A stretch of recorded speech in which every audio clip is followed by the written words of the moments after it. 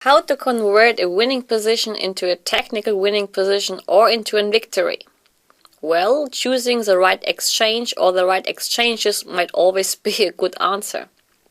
And this example really demonstrates that if you change the right pieces in a clearly superior position, you may have it you will reach a much easier way of winning the position later on. This example is from the year 1948 in a match between Vasily Smyslov, one of the best strategy players of all time, against Reshevsky. And here in this position he chose not only to exchange one piece but two pieces, because he understood that the main problem of black is a hanging pawn on d6. And who is protecting the hanging pawn on d6? The queen on e7. The immediate queen h4 is, by the way, not working because of knight g5. And if you understand this, then obviously the right move here is bishop takes e6. Of course, it is painful when you have the bishop pair and a more or less open position to exchange one of the bishops. But it's quite typical for a bishop pair that once you reach a winning position, you are usually in a lot of examples forced to even give up a bishop in order to convert the winning position into a win. So here in the game, bishop takes e6 was played, f takes e6 and queen h4, and black doesn't really have a way to prevent the exchange of queens because also of queen d8 check eventually.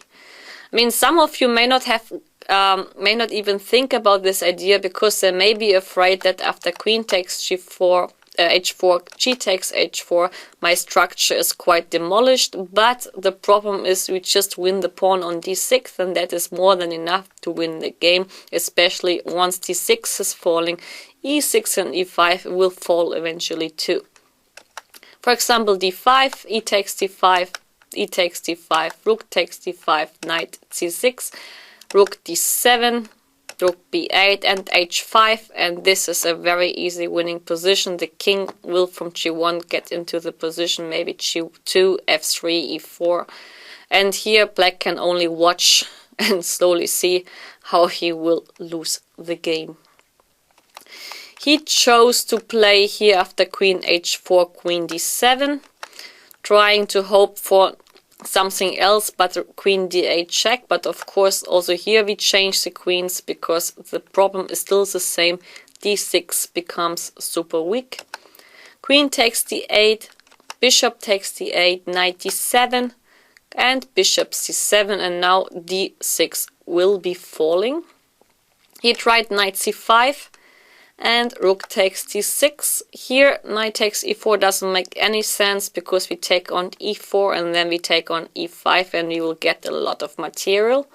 So he tried something with rook c8, bishop b6 and knight a4, rook takes e6. I mean, if you're just hoping now after knight takes b6, rook takes b6, you can escape in this rook ending, you are just wrong because you're just simply too much pawns down and it is quite hopeless to hope for something. So knight takes b2 is the only logical move, and now rook takes e5, and here there are two candidate moves.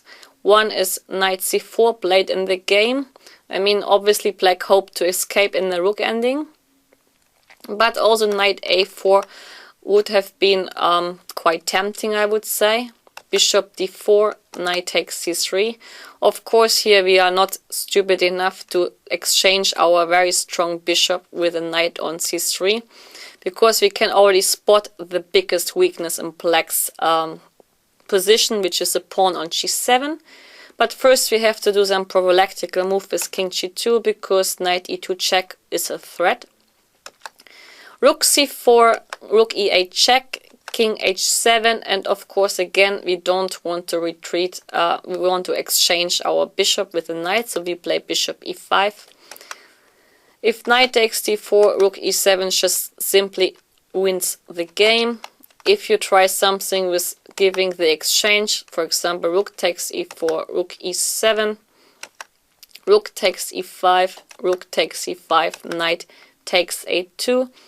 Then after rook e6 you simply will lose another pawn, and that is also more than enough to win the game.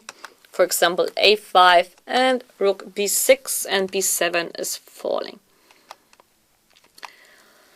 So this, however, then, I mean, he chose to not play knight a4 but knight c4, hoping for the rook ending. But okay, you're not playing someone tactical, you're playing someone like Smyslov, and I mean, for him it is quite a routine to win technically winning endings.